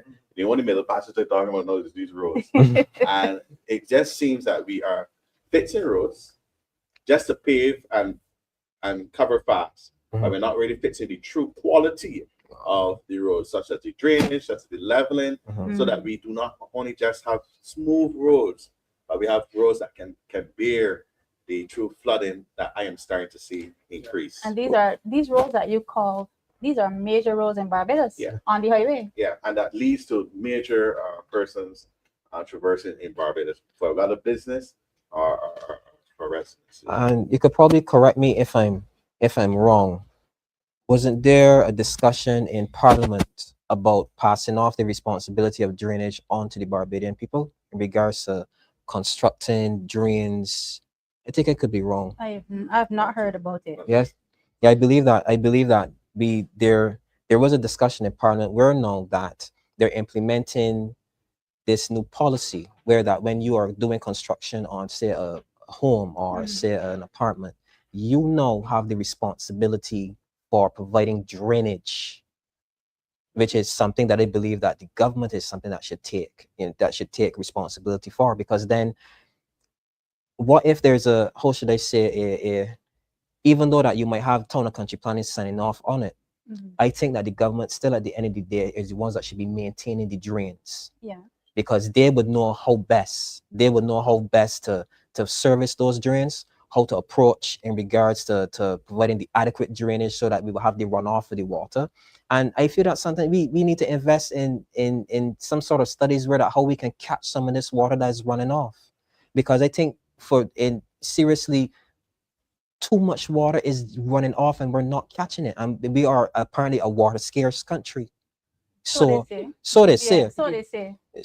But at the end of the day, I think that we need to put more thought into how we implement our drains and how we capture water so that we can ensure that individuals have clean running water in all parts of the island. Well, this ministry comes under, you know who? Miss Bradshaw. Yeah. Street lights also come under Miss Bradshaw. And that is another issue. And we had a lot of complaints about the street lights in St. James North. In St. James North. Yep. A whole highway, no street lights. Other areas in Barbados, no street lights. Not done. They promised that China was going to send how many? 400 street lights. Still no street lights. And that is crazy because then how can you feel safe walking down a stretch of highway or a stretch of road to your home and there's no street lights? Just utter darkness. And especially if you are a female, probably a nurse who is coming home from a late shift in an area that is poorly lit, and then someone takes advantage of you, then what? Heaven forbid we have any situation like that ever happening again. But I think this government needs to mobilize. If you're going to put out lofty promises, then you need to deliver. Because at the end of the day, who benefits? The people.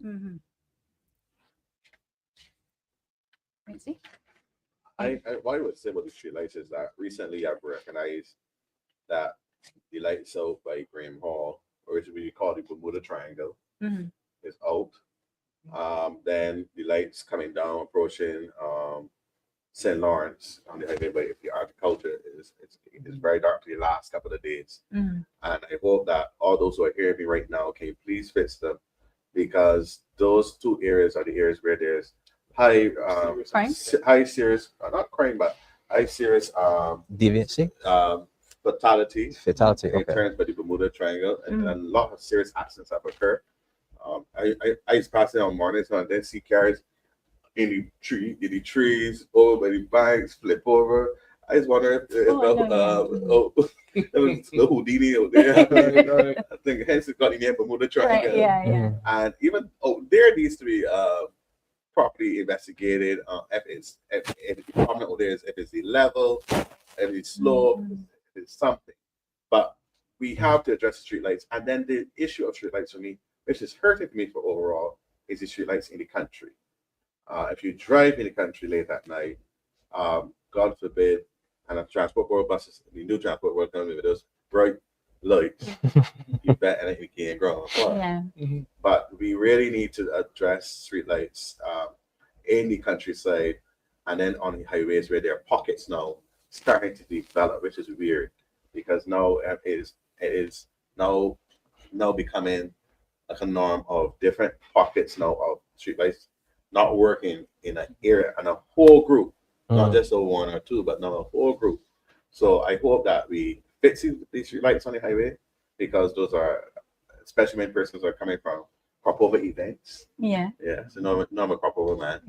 And when we come to the crop over events, and the UV and the Valor and the Eden and the News and the different events that happen this weekend, I don't know about that I wouldn't be I at. would Yeah. know about it, but, you know, I just happen to know about that, you know, that people get home safe because really you don't want to hear a mother crying. The show was allowed to go and they went to the party and stuff, but they kind of answer because of the lighting and stuff like that. Yeah. Because when you're intoxicated, you shouldn't be driving first of all. But if you do, you have a partner driving. But if something happens, it happens. But then there was all this talk about breathalyzer tests, and then I told somebody that this government is like one step forward and two step backwards. I saw the paper recently. The trembling too. That the it was, I can't remember what it was. It was supposed to start June 1st, but not the tint. Not the tint. He Not don't the need tint. tint. Something that was supposed to start June 1st, now they push it back Push it back to October. 1st. Oh, the tax on the car rentals. Yes. So they push that back, the tint pushed back, the ID pushed back. But they're more focused on the tint than the breathalyzer. That's what pushed back. I don't think Mr. Barbados even remember that. Right? But I wonder why. No I wonder why No they don't want to touch breathalyzer. That's Alcohol. been wrong Yeah, alcohol to be has dealt to with sell. since like forever. But all of a sudden, from September last year, tint became the priority for roads. Yeah. And money spent on tint meters as opposed to breathalyzers. It's true. So what I would tell you is that we just seem to be going forward and then two steps backwards in everything. In everything. And in transport, we really are starting to see that occurring. It's sad to say. All right. So we're gonna end that part of the discussion, and we're gonna move on to culture. But we're gonna look at it from a different perspective. The economic side of crop over. Tourism is the main money earner industry in Barbados. Crop over is one of the biggest things that attract tourists to Barbados. We have Mr. Jones here, who's not just an educator, he's a party animal and an event planner too. So, I am a cultural practitioner, a registered cultural practitioner. He has been involved in the Crop Over Festival for many years. He has been involved in UE Carnival as well. So Quincy Jones, talk to us about the economic side of Crop Over. Couple of years ago, I was in Crop Over in the early, when I was 18, where it was a group of us, a group of friends, and Shari, Ross, I can call some names. All of us decided to have a band. And we were just jokingly saying we could do a band. But then we actually did the band. And then we did it. I continued with it for 10 years. Called Youth Explosion. And back then, you could have gotten your materials and everything under the cost of $7,000. For me, that was a lot of money, but $7,000. But now, crop over is really an expense. There are issues right now in crop over that people are not talking about. Well, you will speak about it tonight. Yeah. I know, just highlight one or two. You gotta be careful, I'm a bad leader.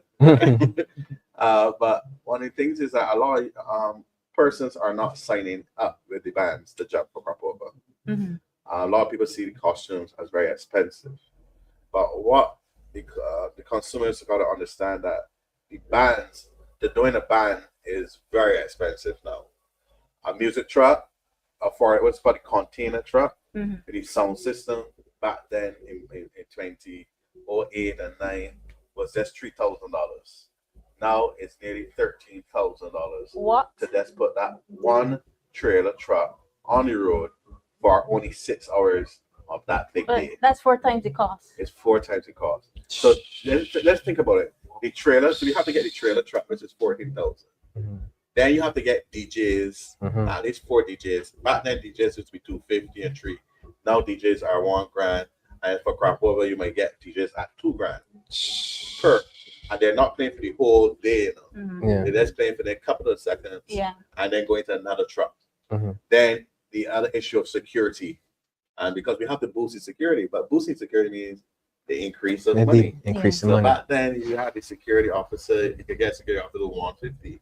Now security officers are between $250 and $300 or $350. And if you really have a big band of $1,000 to nearly $400. So the economy cost of doing a band, right, is very, very expensive. And hence, even though band leaders do not want to pass on the full cost on funding, but they have no choice because sponsorship into the bands has definitely decreased. And if there is sponsorship, they're not going towards the bands, they're going towards the NCF as a whole, as the big shareholder. And what I found very interesting is that we have the costumes, right? They're expensive, but they just see them as expensive. But for me, I see them as reasonable because there is a lot of upfront costs in doing the band. My question, are the costumes made here or you bring them from overseas? Now, bands have the option. Some bands are doing their costumes from overseas, where they get the prototypes, send it overseas, and get it done. There are some bands in Barbados that are still doing them locally and getting involved and getting other entities and different persons involved. So there's still a rotation of the economy going on in Barbados right now. But it's not like how it used to be years ago, where out of the 20 bands, 18 were doing locally and 2 were overseas. But now we probably only have like 5 doing it locally and 18 bands doing overseas to bring it. Because at the end of the day, it's foreign exchange going out, and knowing that the cost of the costume, to try to get out the cost so that the cost so the jumper can jump, you have to get it from overseas. So some people are going to China and New York and different things to bring the costume, to get the whole costume. So the costume makers here are earning way less than they were years ago. Yeah, but they're charging more. Well, because they have less work, so they have to make some money. Yeah. So the problem is that Cropova has to take a revamp. Even though Cropova is here, we're seeing less competitions. So the quality of music is not how it used to be. Back then, Barbados used to lead in Cropova music. Now, other Caribbean countries are leading in Cropova. Yeah. We have to be careful now of the other what's called the smaller countries, such as St. Vincent and St. Lucia going on. That has boosted their carnival experience. Why are there fewer competitions? A certain singer may tell you, ask Carol Roberts. The National Carol Festival. Carol Festival. What I would say, and I'm not getting down that line either. That is my culture, but that might be my CEO. Yes. Right? And I respect that. Understood. But what is happening is that we are seeing less competitions. Once again, we used to have the party manner, and we used to have the judging of the bands, the cobbler pop. So we used to have a lot of competition back then. Now we are seeing less competition. We see a watered down calypso, where back then you had to sing 2 songs, and now we're only singing one song. So and a lot of Canadians think that Cropova has now become a watered down festival, and not much emphasis is being pushed towards saving mass, saving the artistic of Cropova. Even though we boast and boost of doing new things in Cropova, changing a route or that's cosmetic. Just putting a different venue to different venue. That's cosmetic. Right now, what I would say, what's surviving Cropova right now is all the garden parties that are right now, which are very expensive.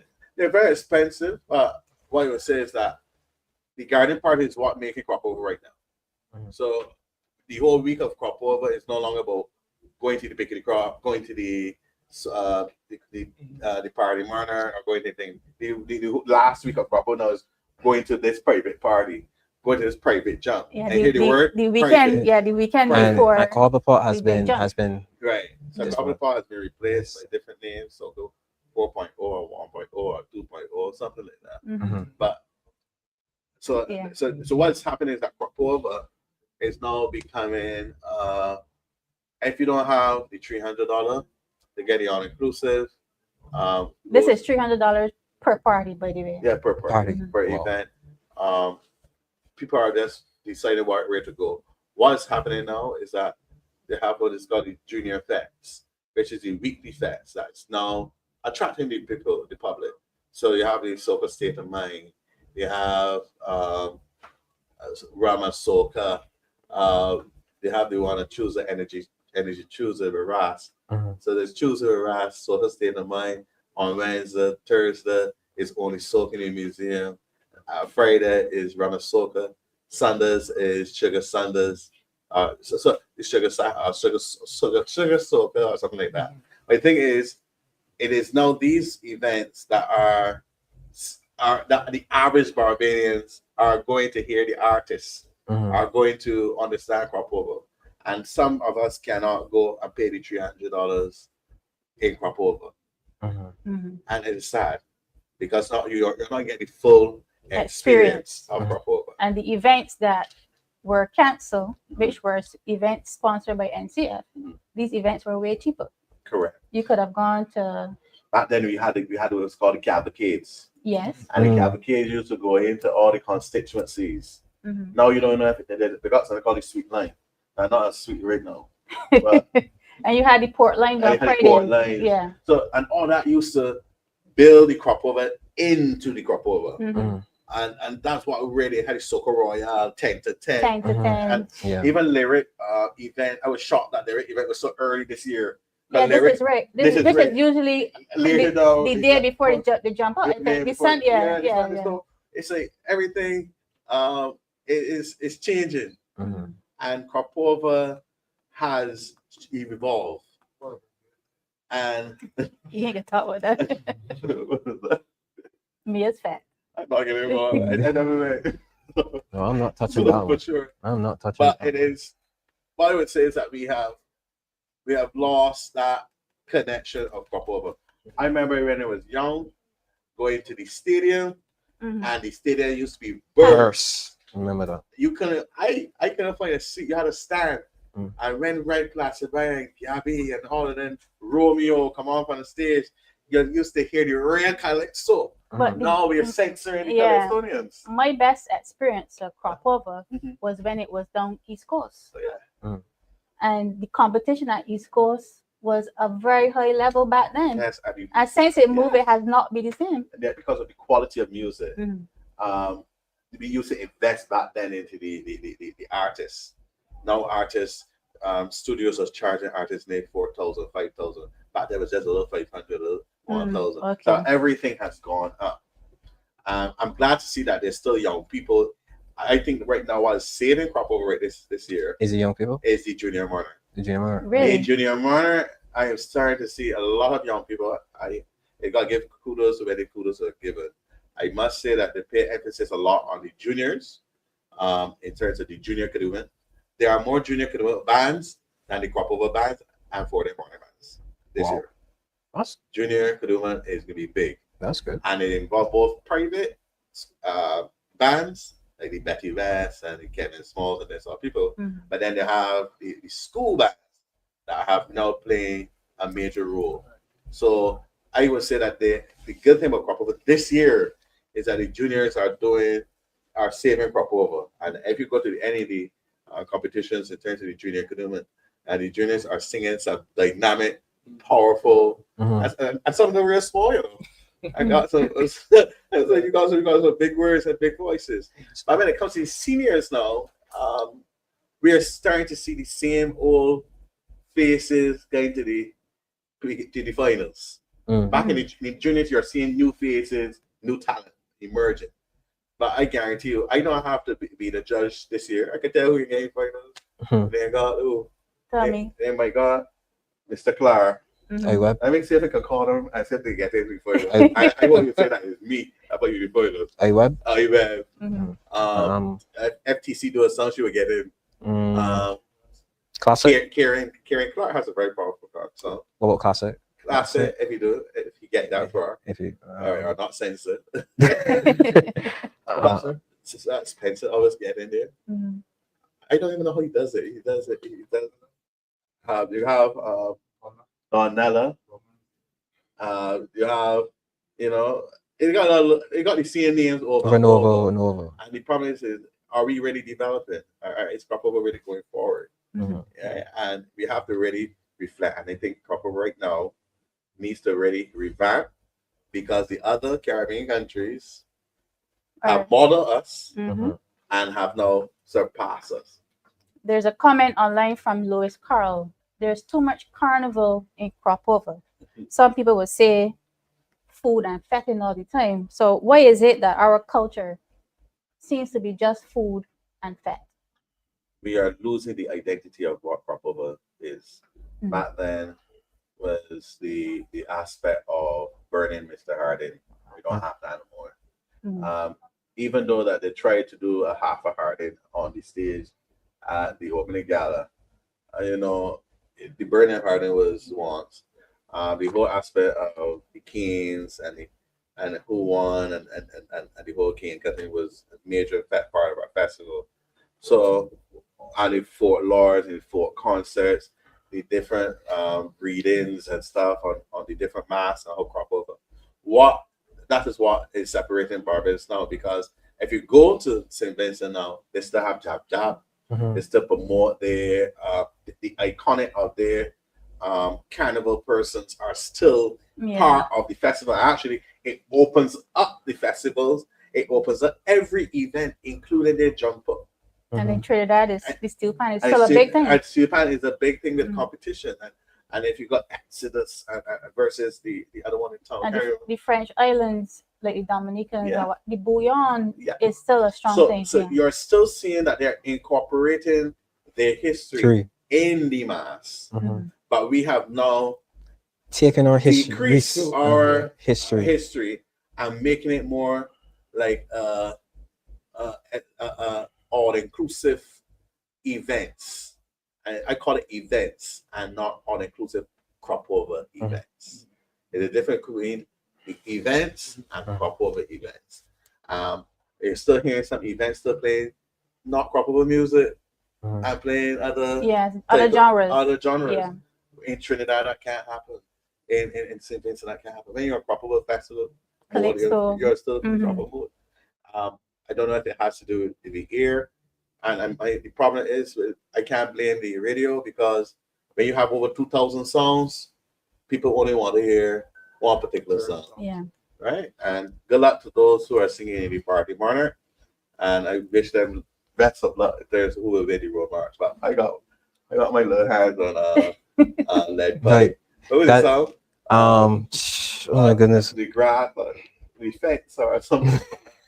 But I got that is the consensus I'm hearing among my people. Yeah, and it's sad because I am not hearing that number 2 or number 3.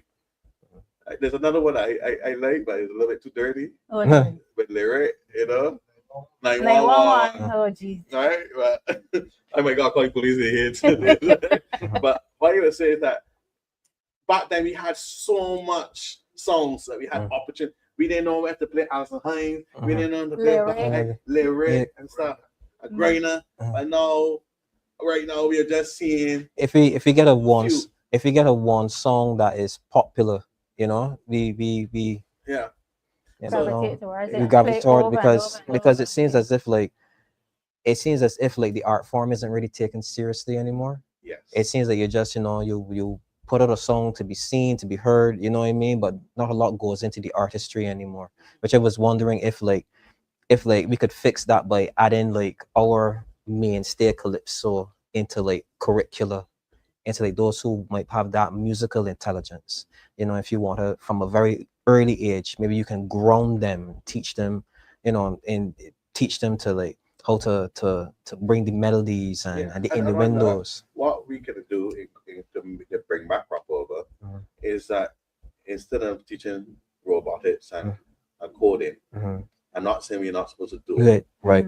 But find a space. We can find space how we can develop crop over and divide the classes into the different categories in terms of mask making, in terms of mask making is very important because bending, warrior bending is its own. But the girls now they wear bras, but that is an art form itself. Then there's the music and the art, the whole studio in terms of DJing. That's right now some young people are getting into DJing. So if we can develop what's called the enrichment program, which was done years ago, and bring it back into schools, where the last 4 periods on Friday was not about schoolwork, but the last 4 periods is about developing our culture, creativity. Our creativity. Yes, it was done. It's called the enrichment program. But since people come in to play, everything disappeared. I've never experienced that at school. Never. It What's was all subjects. No. Yeah. What's we went to? Peace college. No problem. Yeah. That is the problem. Oh shoot! Football. Oh shoot! Oh shoot! So Yeah, I would never attack these. Like I sort of pop over, you know, 'cause I'm not into the party stuff, but I like a good social commentary. yeah. Like the fellas fighting to write, or when they do write and sing, you hear a song and back. Yeah. You know, and how did we get to that place? I remember biting social commentaries. Mhm. You know, but you hear about being banned. Oh, that get banned. This is offending this body. You sure you want to sing that? You know, back to the whole point of being afraid to speak. Because you know the social commentary was how, you know, those express the concerns of the people. You know, and that art form talk about issues of the day. Clever writing. Yeah. Clever writing. Absolutely, and you don't seem to get as many of those as before. And when you have one that's really biting, as we would say, you know, you have to worry about it being bad, not allowed. Yeah, the artists these days now are frightened to say anything about the government or about the prime minister. And that says a lot. When you have a people afraid to speak out, then you know that there's an authoritarian regime that is in control. For me, right? For me, what I would love to see is Bajan artists being put first. Right? I would love to see Bajan artists highlight some of these big fets, you know, that these big soca fets, rather than importing talent from the outside and giving them top billing. I would love to see a Bajan artist given top billing, because we can't expect to foster a culture and keep a culture if we're not going to promote our own, if we're not going to give them that number one spot and highlight them and give them that top billing. Because for me, while I might say that, yeah, there's an element of derogatory lyrics coming into our soca now, right?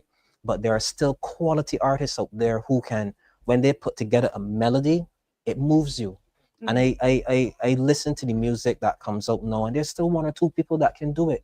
But if we want to enhance our culture, we have to put Bajan artists first. We have to put Bajan artistry first. We have to highlight them and tell them, well, listen, we believe in you. We believe in you to push our product. And you might never know. Somebody overseas might see a top bill artist and bring them overseas, and they might become international. So then that's how you bring more awareness to our art form, to Karpova, to artistry, you know, to the history and to the culture and everything. So for me, I would love some of these promoters to invest more in Bajan artists. And you might never know. If you invest in the home product, it might actually improve. They might actually tell themselves, well, listen, I might need to cut out these lyrics because these people are listening for more creative lyrics rather than derogatory lyrics. And you might find that maybe these particular songs that are more creative might be the ones that might go regionally and internationally. And then our art form may not only be saved, but it will also improve. So that was what I want to see specifically. So one of because we only have like 2 minutes left. Wow. So my question is, who would you say is in charge of our cultural development? Us. We are in charge of our own country. Yeah. We are in charge of how we direct our affairs. When we cast our votes, we determine that the policy that we want. So if we want to see a change in culture, we have to really get up and go and seek that enhancement of investment opportunities. We have to work together and try to be mindful. Band leaders need to work together, the collectionists need to work together, so that at the end of the day, it is not only about the DLP and the B. Remember I said that in the beginning, right. It's about making sure that Barbados culture is at its top level and that people are taking our model as the example. We were the beacon of Karpova, or better, the festival of the year, the sweetest summer festival. We need to get back there. We're not as sweet as we used to be. I'm not saying we're sour. We're sour at all, because Barbados need to get back. But we definitely invest in our young people, invest in young people that want to be artists. I have seen some young people coming through my band house, want to be on my truck, and they're presenting their portfolios and ideas of where they want to be on the trucks. I am glad to see that, but we need to invest in every aspect. And the only way we can invest if we believe in ourselves. I hear promoters say that no local artists can perform on the 40-foot stage. But you see, that mindset is what defeats us. Yeah. So what we should be saying, come and perform on our 40-foot stage and say that this is our culture, this is what we want, and this is our movement. So I would say to the public of Barbados, it is up to us. We are the ones who should determine and not outside sources or outside interests. We have, I from my vantage point, not as nearly as involved like Quincy. From my vantage point, we have adopted a lot of practices from outside and then call it, and then say it's our culture. Our own. But what was indigenously ours for decades is what you're confirming it's been fading away. And that seems to be part of that general trend or theme of outside interest determining what's happening in Barbados, as opposed to Barbadians determining what's happening in Barbados. Damien? Right. So for me, right, yes, I agree with both of you. It's the people, right? But who are the representatives of the people? The administration, that is the ruling government. And I believe that if you want to invest in our culture, save our culture, or promote our culture, you then have to put, build foundations into our schools, build cultural foundations into our tertiary institutions, into the private sector, help give concessions to those individuals who might need it in regards to getting a band off the ground or even getting a FET off the ground. If we're going to invest in bringing a capitalist mindset into privatization, other things, to make money for other people, make money for the people, so you have to set the guides into how you want to see culture and history, especially crop over, to grow. And once you set that mindset and you say, you know what, this is our plan, we want you to buy into us, all of the stakeholders, private investment, however, and we will grant concessions to help those who want to get crop over to an international awareness for people to come from all over to buy in and to have fun, whether we just being a eat and fat. That's what you call it, food and fat. You speak to underpinning philosophy. What is the current underpinning philosophy, if there is one? If there's one, so then if you don't have a direction, or if you don't have, or you have like maybe a semblance of a direction, you will get lost. So that is where I stand. My last say is that we need to take charge. We need to take charge of our culture. I know that the NCF is trying because I've seen them trying, but sometimes it is not so much the NCF that is creating the problems. It's sometimes us. Everybody come in with their own individual plan or policy or want to do their own thing, and we need to control that. We need to work together to make this crop-able. Not only NCF and the Ministry of Culture, but we need to get everybody, all the stakeholders, all the cultural practitioners together and let us sit down and make the way forward. Because I always say it's about the people, and we got that charge. So I hope that like putting this into me, that give you blood. So our final thing, just tell the viewers a few things that you would like to see improve in Barbados right now. Lots of. Any aspect? Any aspect. Oh, that would make us the real paradise. Clearly, security. I mean, the matter of crime, security. I mean, law enforcement. Spoke of gangs. Law enforcement spoke of domestic terrorism. Survey recently confirmed what we could all see, hear, feel, and sense ourselves. That a majority of Barbadians, certainly respondents in that survey, 90%, were fearful. Confirmed that our activities aren't what they used to be because you have to consider security, safety. So that will be the immediate thing. The Barbados that we've seen in the last 7 years, the last year, from a safety security standpoint, is not what we are accustomed to, You know, so that is what this, I believe, distresses many, if not majority, and also the matter of the economy. You can't get away from that. There is a huge disconnect between the macroeconomic indicators that central bank and government are using and people's felt daily realities. Yeah. There's a gulf between those two issues. People don't have money, like government pretends people have. Yeah. Because they must know, because I'm sure the constituents are complaining. Persons do not feel secure. They don't feel as if government is taking the matter of the crime very seriously. Damien? I'm going to piggyback on what Dr. Wickham said in regards to economics, but focus more on the cost of living. We really need to address that. We need to bring back the middle class. We need to bring back those individuals who's earning power and their spending power stayed in the home and basically affected those in a positive way, rather than having them going out and engaging in deviant behaviors and stuff just to make a dollar. Because we need to make Barbados more affordable. It has been something that has gotten out of control in the last 7 years. And going back to the covenant of despair, going back to that was one of the promises as well, basically. And yet I've not seen any fruition in regards to that. You cannot have people struggling to earn $1 in Barbados and then act as if we are the international standard of the world. You cannot. And then you cannot privatize one of our social foundations, and it's carrying into capitalist agenda where that now you have to pay for healthcare and then talk about, the people will benefit from this. No, that has always been our determined right. Healthcare has been something that was a fundamental right for us, just like education.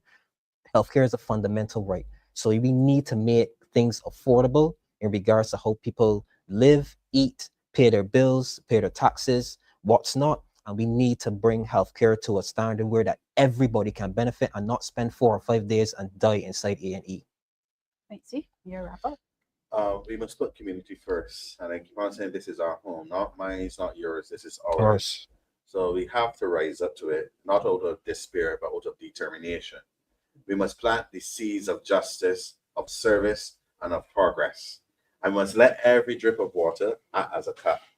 We must make sure that every voice is raised in unity, and then we must make sure that that cup is filled again. I would say that Barbados is not a lost paradise. It is a land of promise, and together we will make it happen again and shine bright. Gentlemen, we have come to the end of our show. Thank you very, very much for joining me tonight. And to our viewers, thank you for joining us. And we look forward to seeing you and seeing your comments next week on DLP TV. You can follow us on our social media handles on Instagram and Facebook. Thank you and see you next week.